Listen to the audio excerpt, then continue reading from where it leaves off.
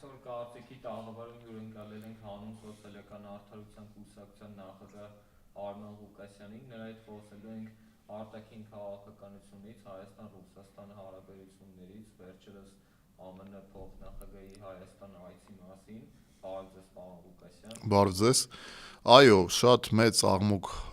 հանեց, այսպես ասենք, այդ թեման եւ բարձրացվեց տարբեր թեզեր բարձրաձայնվեցին, որ ահա հայ-ամերիկյան հարաբերությունները անցել են նոր մակարդակի,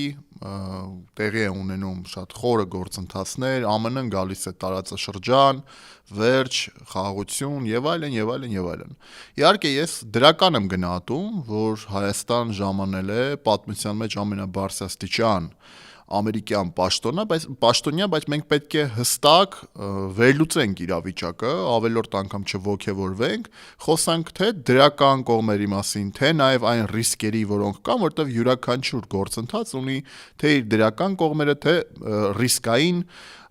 գործոններ է պարունակում, եւ ես կարծում եմ, որ մենք պետք է խոսանք նաև այն հնարավոր ռիսկերի եւ բացերի մասին, որոնք կարող են յուրաքանչյուր գործընթաց ունի դա եւ նաեւ բնականը ունի նաեւ այս գործընթացը եւ ես դրա մասին այսօր կխոսեմ։ Ինքս ինքյան իհարկե պետք է Հայաստանը ըստ իր պրագմատիկ շահերի բոլորի հետ զարգացնի հարաբերությունները։ Ես բազմիցս նշել եմ, որ Հայաստանը չի կարող ունենալ արտաքին քաղաքական որևէ ուժի տեսքով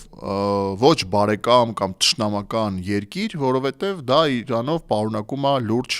հետևանքներ եւ վտանգներ։ Այո, Հայաստանը պետք է զարգացնի, ինչպես ասում են, դիվերսիֆիկացնի իր հարաբերությունները, բայց դա անի խելամիտ, անի Հայաստանի պրագմատիկ շահերի հիմնվելով այդ շահերի վրա եւ տեսեք ինչ է տեղի ունենում, հա, սկսենք հերթականությամբ քննարկել Վենսի այցի արդյունքները։ Ստորագրվեց Հայաստանի եւ ԱՄՆ-ի միջև միջուկային էներգետիկ ոլորտում հարաբերությունների մասին փաստաթուղթ եւ որոշ մարդիկ, որոշ վերլուծական շրջանակներ, հասարակական, քաղաքական, ոգևորված թե բա Հայաստանը հեսա մոդուլային ատոմակայան է ունենալու, հեսա վերջ կպրծնենք մեծամորի ատոմակայանից եւ այլն, բայց մի հատ տեսեք ինչ է կատարվում, հա։ Մոդուլային ատոմակայան ինքը իրենով աշխարհում դեռևս չկա որևէ օրինակ, որ կա գործող նմանատիպ ծրագիր եւ երկարաժամկետ արդյունավետություն է ցույց տվել, հա։ ԱՄՆ-ն չունի նման ծրագիր, որովհետեւ մոդուլային ատոմակայանները, որոնք որ ԱՄՆ-ն կառուցել է նույն Յուտա նահանգում, նույն այլ տեղերում, բոլոր տեղերում գրեթե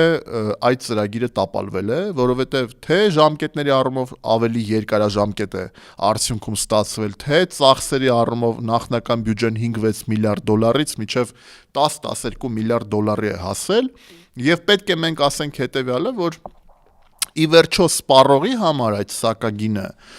շատ ավելի բարձր է, քան ավանդական, այսպես ասենք, տեխնոլոգիաներով ատոմակայանը, որը մենք ունենք, մեծամորի ատոմակայանը, որը տասնամյակներով ցույց է տվել իր էֆեկտիվությունը, որը բավականին միջազգային գների հետ համեմատած եւ մոդուլային ատոմակայանների հետ համեմատած հնարավոր մոդուլային ատոմակայաններ, որտեղ նորից եմ կրկնում, ԱՄՆ-ն չունի դեռևս երկարաժամկետ փորձված նման ծրագիր, ավելի էժան է սակագնի առումով սպառողի համար, քան կարող է լինել մոդուլային ատոմակայանի էլեկտրաէներգիան։ Եվ ամենակարևորը մենք պետք է մի բան հասկանանք, որ ոչ ոք չի ասում, որ մենք պետք է մեծամորի ատոմակայանը փորձենք ամեն գնով պահպանել, չգիտեմ, տասնամյակներով, որովհետև նախնական դեռևս պարզ է, որ մեծամորի ատոմակայանը կարող է շահագործվել մինչև 2036 թվական, վերջերս Նիկոլ Փաշինյանը հայտարարեց, որ նաև կա հնարավորություն շահագործելու, այսինքն վերանորոգելու եւ շահագործելու մինչև 2046 թվական, դա իհարկե շատ դեռևս ոչ քննարկված հարց է եւ դա մասնագիտական առումով դեռևս որևէ եզրակացություն չկա, կամ մասնագիտական առումով, որ 2036 մինչև թիվն է, ելնենք հենց այդ դրանից, որ մինչև 2036 թիվը կարանք, այսինքն շահագործենք եւ դա նշանակում է մենք պետք է կառուցենք կամ նոր էներգաբլոկ, կամ նոր ատոմակայան։ Հիմա պետք է Հայաստանը ընտրի այն տարբերակը, որը որ փորձված է, որի տեխնոլոգիաները Հայաստանին պարզ են, որը ունի երկարաժամկետ էֆեկտիվություն ցույց տված, արդյունք եւ ամենակարևորը, որը սակագինը, որի չի լինի շատ ավելի կտրուկ բարձր, քան այսօրվա մեծամորի ատոմակայանի էլեկտրաէներգիան է, որը մատակարարվում է, սպառողի համար։ Այսինքն այս առումով մենք պետք է հենց Հայաստանի շահերից բխող ընտրություն կատարենք։ Ոչ թե տեսեք, այս կամ այն քաղաքական թիմը ունի այս կամ այն կողմնորոշվածություն, արտաքին քաղաքական, ոչ, պետք է բոլոր նման որոշումները կայացվեն ելնելով այն իրողություններից, որը կա գետնի վրա։ Որևէ մեկը չի գովում Ռուսաստանը, որևէ մեկը չի գովում ԱՄՆ-ն կամ դենք պետք է առհասարակ դրանից հեռու գնանք։ Միայն Հայաստանի պետական ու ազգային շահերը, որն է բխում մեր շահերից, այդ տարբերակն էլ պետք է ընտրել։ Ակնհայտ է, որ Ռուսաստանը աշխարհում ունի առաջնային դիրքեր էներգետիկայի ոլորտում, միջուկային էներգետիկայի ոլորտում, դա Ռուսաստանն է, որ առաջատար երկիր է, Չինաստանն է, որ առաջատար երկիր է, ԱՄՆ-ն այդ ոլորտում առաջատար երկիր չէ, եւ սա իրողություն է։ Ուզենք թե չուզենք, դա յուրաքանչյուր փորձագետ կարող է փաստել։ Հիմա տեսեք, Վենսի այցի հետ կապված պետք է նաև ասենք, որ ոմանց թվում է եւ սկզբում սխալ է թարգմանվել, որ ԱՄՆ-ն պատրաստվում է այստեղ $9 միլիարդ ներդրում անել։ Ժորդ, պարզվեց, որ չէ, ոչ թե ԱՄՆ-ն է անելու, այլ Հայաստանը պետք է գտնի նման գումարներ, վճարի Ամերիկային, որպեսզի Ամերիկան իր տեխնոլոգիաները բերի միջուկային էներգետիկայի ոլորտում, այդ նույն մոդուլային ատոմակայանը եւ սկսի կառուցել։ Այսինքն մենք մեր պետական բյուջեն $8 միլիարդ է, որպեսզի մենք հասկանանք, $9 միլիարդ մեր տարեկան պետական բյուջեից շատ գումար է, դա ահռելի գումար է, որը հնարավոր չի, որ Հայաստանը կարողանա փակել։ Դա նշանակում է, որ մեզ ԱՄՆ-ն ըստ տրամաբանության պետք է տա վարկեր։ Եվ բնական է, արդեն մենք ունենում ենք կախյալ վիճակ, որը որ անցանկալի է, եւ նորից եմ ասում, անցանկալի է լինել կախյալ վիճակում որևէ երկրից, կապ չունի, դա կլինի Ռուսաստանը, կլինի ԱՄՆ-ն, կլինի Եվրոպան կամ որևէ այլ երկիր։ Ինչո՞վ է սա հատուկ շեշտում, որ հանկարծ որևէ մեկը չասի, որ ես կողմ եմ Ռուսաստանից կախվածությանը, բայց դեմ եմ ԱՄՆ-ից կախվածությանը։ Ոչ, Հայաստանը պետք է հնարավորինս լինի ինքնաբավ եւ հնարավորինս լինի ոչ կախյալ վիճակում։ Բայց քանի որ կան իրողություններ, մենք պետք է հասկանանք, եթե Հայաստանը վերցնում է վարկ, ապա այդ վարկը պետք է ծառայի մեր շահերին։ Բայց եթե ԱՄՆ-ն չունի նման տեխնոլոգիաներ փորձված երկարաժամկետ էֆեկտիվությամբ, ապա մենք պետք է շատ երկար մտածենք միջև նման քայլեր անելը։ $9 միլիարդ որևէ ներդրում չի լինելու է բնական է այն, ինչ ես ասացի, հələ Հայաստանը պետք է վճարի, որպեսզի այդ տեխնոլոգիաները բերվեն այստեղ։ Կան որոշակի տեղեկություններ, դեռևս նորից մակերեսային է, որևէ բովանդակություն հստակ չկա խորը, չիպերի արտադրության հետ կապված, Nvidia-ի տեխնոլոգիաների հիման վրա, որ պետք է Հայաստանում ԱՄՆ-ն հիմնի, այդ առումով էլ ներդրումային ծրագրերի առումով խոսում են 4-5 միլիարդ $-ի մասին, ես ուղղակի զարմանում եմ, որոշ շրջանակներ այնպես են խոսում, ոնց որ խոսքը $1 միլիոն մասին է, մենք առհասարակ պատկերացնում ենք 4-5 միլիարդ $-ի ծավալները որքան են, շատ նորից մակերեսային է եւ ոչ խորը բովանդակությամբ պարզ չի դեռևս ինչպես են արվելու այդ ներդրումները, Հայաստանին տրվելու է դա որպես վարկ թե չէ, որովհետեւ հիշեք մի բան, որ որևէ մեկը սիրուն աչքերի համար ուղակի ոչ մի բան չի տալիս եւ անվերադարձ ոչինչ չի տրվում։ Յուրաքանչյուր երկիր կլինի, ԱՄՆ-ն կլինի, Արևմուտք կլինի, Չինաստան, չգիտեմ, Ռուսաստան, որ երկիրը վերցնեք, բոլոր երկրները շարժվում են ըստ իրենց ազգային եւ պետական շահերի։ Դրա համար մենք պետք է հստակ հասկանանք։ Եվ գիտեք, հիմա այս գործընթացը հայ-ամերիկյան, նորից եմ կրկնում, լավ է, որ մենք զարգացնում ենք, խորացնում ենք մեր հարաբերությունները եւ բոլորի հետ պետք է զարգացնել եւ խորացնել հարաբերությունները, բայց ոչ թե ոգեվորված ընկնելով ինչ-որ էյֆորիայի մեջ,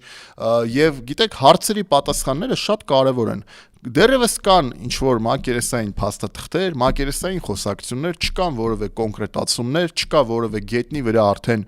պարզեցված մեխանիզմներ, եւ մենք պետք է իհարկե բոլոր ռիսկերը հաշվարկելով առանց ավելորդ ոգևորվածության եւ էնտուզիազմի ճիշտ գնահատենք իրավիճակը եւ ասենք այո, լավ է, պետք է զարգացնել բոլորի այդ հարաբերությունները, բայց նաև պահպանելով այն արդեն ստեղծված հարաբերությունների ծավալը տարբեր այլ երկրների հետ, որը մենք ունենք։ Մենք չպետք է մեկի հետ կառուցենք հարաբերություն, ինչ որ վնասելով մեր այլ հարաբերությունները այլ երկրների հետ, հա։ Այսինքն սա շատ կարևոր է, որ մենք պետք է ընկալենք եւ հասկանանք։ Խաղաղության մասին է խոսում, կա նորից ես նայում եմ թյուր ըմբռնում, որ այստեղ ինչ որ խաղաղության հետ կապված փաստաթուղթ է ստորագրվել Վենսի այցի շրջանակներում, Ժորժան չի եղել նման բան, որևէ փաստաթուղթ Վենսի այցի շրջանակներում խաղաղության հետ կապված եւ հայ-ադրբեջանական հարաբերությունների կարգավորման հետ կապված չի եղել։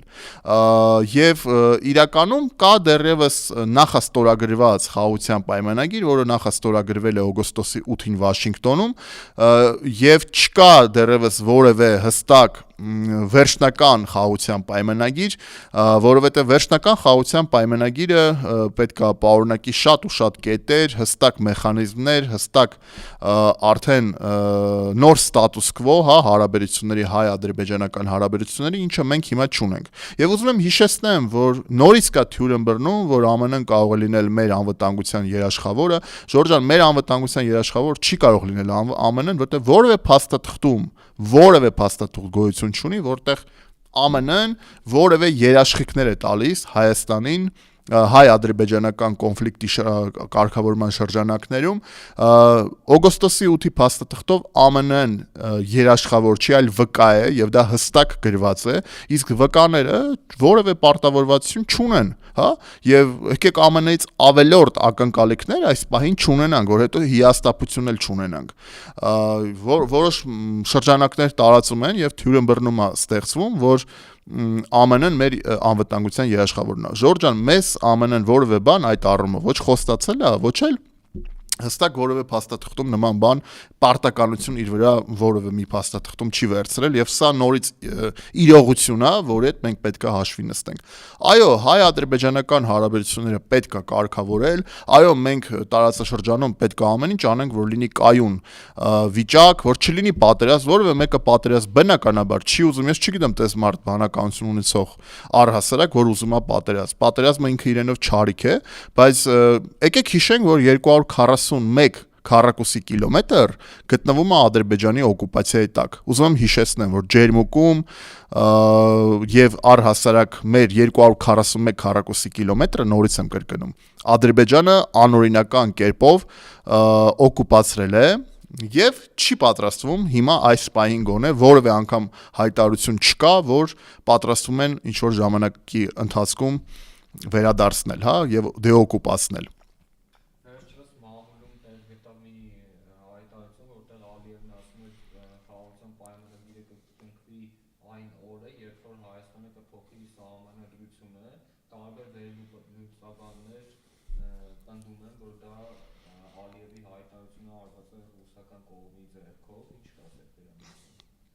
Որ ռուսական կողմը ուզում է ինչ անի։ Ես ճիշտ ասած այդ ասեկոսների եւ այլն լուրջ չեմ վերաբերվում այդ ասեկոսներին եւ գիտեք ամեն դեպքում քաղաքականությունը ինքը պետք է մի քիչ լրջություն պարունակի եւ այդ խոսակցությունները, շշուկները, չգիտեմ, մեկնաբանությունները եւ այլն այդ կենցաղային մակարդակում ինձ թվում է ավելի լուրջ տենց վերլուծության կարիք պետք չի դրան տալ, բայց կարող եմ մի բան ասել, այո, Ադրբեջանը ոչ միայն չի պատրաստվում, այսինքն գոնե չի հայտարարում եւ որևէ մենք տեսքով չենք տեսնում, որ կա ինչ-որ ցանկություն դեօկուպացնելու մեր տարածքները, հակառակը Ադրբեջանը նոր պահանջներ անընդհատ առաջ քաշում, 300,000 ադրբեջանցու վերադարձ, նույնիսկ Վենսի այցից հետո ուզում եմ հիշեցնեմ, Ալիևը դա հայտարարել է, որ 300,000 ադրբեջանցու ճակատագրի մասին է խոսացել։ Ուզում եմ հիշեցնեմ, որ մեր հայ գերիները գտնվում են բանտում, ցմա ուրեմն դատավճիռներ ստացան Արցախի ռազմաքաղաքական ղեկավարությունը։ Ռուբեն Վարդանյանին այսօր 20 տարի դատապարտեցին։ Դեռևս որևէ, այսպես ասենք, դրական շարժեր, որ Ալիևը իսկապես պատրաստվում է խաղաղության, ես պատկերացնում եմ sense, որ այո, պետք է օբյեկտիվ լինենք, որ պատերազմում հաղթող յուրաքանչյուր կողմ, հաղթած յուրաքանչյուր կողմ փորձում է մաքսիմալ կերպով իր ամբիցիաները եւ իր ցանկությունները առաջ տանի եւ մաքսիմալ ստանա այն ինչ որ ինքը համարում է, որ արժանացել է դրան ռազմական դաշտում, հա, հաղթանակի տեսքով, բայց դա չի նշանակում, որ գիտեք, մենք պետք է ամեն ինչ անենք այնպես ինչպես իրենք են ուզում, որ լինի խաղաղություն, որովհետև այո, մենք բոլորս ուզում ենք խաղաղություն, բայց հենց մեր ղեկավարության, երկրի ղեկավարության դիվանագիտական, քաղաքական հմտություններից է կախված, ինչի անպայման միշտ, գիտեք, բանը սես բան կա, չէ՞, դե իշխանություն, յուրաքանչյուր իշխանությունը դա ձեռք կտար, այսօրվա իշխանությունը նույն այդ բանն են կիրառում, որ գիտեք, մենք եթե մենք բանակցում ենք, լավա վատա մենք բանակցում ենք, լավա վատա այս պայմաններն է, բայց ինչ պատերազմ եք ուզում, գիտեք, ամեն ինչ չի որ պետքա տես բացատրել, հա, անպայման չի որ լինի պատերազմ, կարելի է ունենալ ավելի ճիշտ ռազմավարություն, ավելի հմտություններ քաղաքական, դիվանագիտական, լավ խորը փորձ ունենալ եւ ստանալ մաքսիմալը, նույնիսկ այս պայմաններում կարելի է ստանալ մաքսիմալը։ Այսինքն այստեղ ամեն ինչ արդարացնել նրանով, որ գիտեք, բա եթե Ադրբեջանը ուզում է սա, բա պետք է անենք, որ պատերազմ չլինի, պետք է անենք, որտեվ այն պետք է անենք, որ պատերազմ չլինի, չէ, Ժորժ ջան, իրականում նորից եմ կրկնում, շատ ու շատ կախված է այն հմտություններից, այն ռազմավարությունից ճիշտ խորը դիվանագիտական, որը ունի օրվա իշխանությունը, այսօրվա իշխանությունը, հա։ Իհարկե ես տեսնում եմ, որ շատ անգամ Ալիևը թելադրող է, Ալիևը պարտադրում է մեզ փոխել սահմանադրություն, Հայաստանի իշխանությունները համաձայնվել են։ Ալիևը պարտադրում է մեզ ինչ որ անկլավների հարց լուծել, որևէ ձևով ես դեռևս չեմ նկատել, որ լինի այնպես, որ մեր հայկական կողմը հստակ ներկայացնի այն կարմիր գծերը, հա, խոսվում է ինքնիշխանությունից եւ այլն, հասկանում եմ, բայց տարածքային ամբողջականությունից, բայց այստեղ շատ եւ շատ հարցեր կա, դելիմիտացիա դեռևս կա, դեմարկացիա կա, ինչ պայմաններով Ալիևը ուզում, կուլիսներում ինչ քննարկումներ է գնում, դա դեռևս մենք կտեսնենք, դա վաղ թե ուշ պարզ կլինի, հա, ինչա հստակ ոնց է տեսնում այդ դելիմիտացիա դեմարկացիան Ալիևը, հա, որտեղ դելիմիտացիայի process-ը դեռևս սպասվում է, բայց հստակ որ մենք տեսնում ենք այն, որ 300,000 ադրբեջանցի ասում է պետքա վերադառնա Հայաստան, այն որ 241 կիլոմետր քառակուսի կիլոմետր օկուպացված է Հայաստանի տարածքից եւ որևէ չենք տեսնում ազդակ, որ կա հնարավորություն ինքը վերադարձնելու է կամ ուզում է վերադարձնել, դա էլ է փաստ, այն որ սահմանադրությունը ասում է պետք է փոխեք ու իմ ուզածով լինի, այս պետք է գրված լինի, այն պետքա գրված լինի, դա ինչ է, եթե ոչ խառնվել երկրի ներքին գործերին, այսինքն Ալիևը տեսնում է տենց իր պայմաններով խաղաղություն։ Հիմա արդյոք դա Հայաստանի համար ի վերջո կլինի խաղաղություն, որ իսկապես խաղաղություն կլինի, այսպես ասենք, հա։ Ալիևը ասում է պետք է Ադրբեջանը կապվի Նախիջևանի հետ եւ այո, Ալիևը կապվելու է Նախիջևանի հետ ըստ Վաշինգտոնյան ստորագրված փաստաթղթերի։ Բայց ես էլ ուրիշ հարց եմ ուզում տամ։ Իսկ եթե լինում է այնպես, որ Հայաստանը չի ստանում հնարավորություն, օրինակ, մի տրանսպորտային կարևոր բան ասեմ, լոգիստիկ հարց բարձրաձայնեմ, եթե Հայաստանը չի ստանում հնարավորություն Երասխից Նախիջևանով դուրս գալու մեղրի, արդյոք այդ դեպքում խոսքը գնում է խաղաղության մասին եւ արդյոք այդ դեպքում տեղի ունենում կոմունիկացիաների ապաշրջափակում։ Այդ հարցի շուրջ չկա որևէ դեռևս հստակ պատասխան։ Չկա հստակ պատասխան, ոնց որ սևով սպիտակի վրա գրված է, որ Ադրբեջանը ստանում է ճանապարհ դեպի Նախիջևան, սևով սպիտակով, որ Հայաստանը կարող է օրինակ Երասխով դուրս գալ դեպի Մեղրի, Նախիջևանով Երասխից դեպի Մեղրի։ Այո, հիմա շատ անդիմախոսներ կասեն ոնց, օգոստոսի 8-ի փաստաթղթում գրված է, որ պետք է լինի կոմունիկացիաների ապաշրջափակում, որ այսինչ միակողմանի վերլուծություն է կանում, բայց ես հարց եմ տալիս, ասում եմ, որ դեռևս ոչ մեխանիզմները, ոչ ժամկետները, ոչ ներդրումների ծավալները, օրինակ Վենսի այցի մասին էլ նորից խոսանք, Վենսի այցի շրջանակներում նշվեց, հենց Վենսը նշեց Հայաստանում, որ Թրամփի ուղին ծրագիրը ներդրում անողները լինելու են տարածաշրջանի երկրները, Չնշվեց, որ ԱՄՆ-ն է լինելու ներդրում անող, այլ նշվեց Վենսի կողմից, որ լինելու է ներդրումները լինելու են տարածաշրջանի երկրների կողմից։ Հիմա հարց եմ ուզում, շատ լեգիտիմ հարց, արդար հարց եմ ուզում բարձրաձայնեմ, ելնելով Հայաստանի շահերից, հա, քանի որ մտածում եմ ռիսկերի մասին, առանց ավելորդ ոգևորվածության։ Ո՞վ է այդ տարածաշրջանի երկրները։ Իրանը, բնականաբար Իրանը չի անի որևէ ներդրում, դա իր այնպես չի, որ կամ պարտավոր է անել, պարզա չի անելու։ Ռուսաստանը մեծ հարցականա, եթե Հայաստանի իշխանությունները ասում են Ռուսաստանը չի մասնակցելու այս ծրագրում, TRIP-ի մեջ ինքը չկա, ինչի պետք է Ռուսաստանը ներդրում անի TRIP-ի, Թրամփի ուղու ծրագրի մեջ, հա։ Վրաստանն հաստատ չի անի, հաշվի առնելով այսօր վրացիների եւ ամերիկացիների հարաբերությունները եւ առասարակ TRIP-ի տրամաբանությունը նայա, որ Վրաստանը դուրս է մնում այդ ծրագրից։ Հակնհայտը Վրաստանը նման ներդրումներ չի անելու։ Ստեղով է մնում տարածաշրջանի երկրներ, Ադրբեջանն ու Թուրքիան։ Այո, շատ հնարավոր է, որ հենց Ադրբեջանն ու Թուրքիան են անելու, որտեղ առաջի օգտվողները այդ ծրագրի հենց Ադրբեջանն ու Թուրքիան է։ Եվ սա ակնհայտ է, բացատրեմ թե ինչպես։ Թուրքիան ստանում է հնարավորություն այդ ճանապարհով դուրս գալու ավելի կարճ ճանապարհ, ավելի կարճ ժամկետներում եւ ավելի լավ իր հարմար լոգիստիկ պայմաններով դուրս գալու Միջին Ասիա եւ Կենտրոնական Ասիա, ինչը բերում է Թուրքիայի ուժեղացմանը տարածաշրջանում, Հարավային Կովկասում, Կենտրոնական Ասիայում եւ Միջին Ասիայում։ Ադրբեջանը ստանում է ուղիղ ճանապարհ Նախիջևանի հետ կապվելու։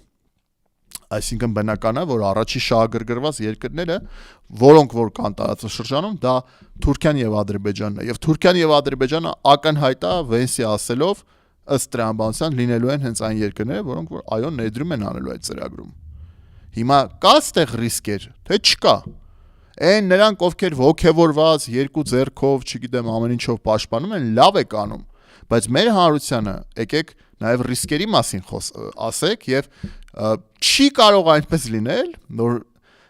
նման ծավալուն գործընթացում չլինեն այդ ռիսկերը։ Բայց որոշ շրջանակներ այնպես են խոսում, որ մի հատ ռիսկ կա, ամոթ լինի, չգիտեմ, մենք որ խոսում ենք ռիսկերից չենք ուզում, չուզող ենք, ուզում ենք ձեզանից շատ, որ Հայաստանը լինի խաղաղ, որ Հայաստանի շուրջ լինի խաղաղ, որ տարածաշրջանը լինի խաղաղ, բայց կան ռիսկեր, ռիսկերի մասին պարտավոր ենք բոլորս խոսալ եւ բոլորս մտածենք։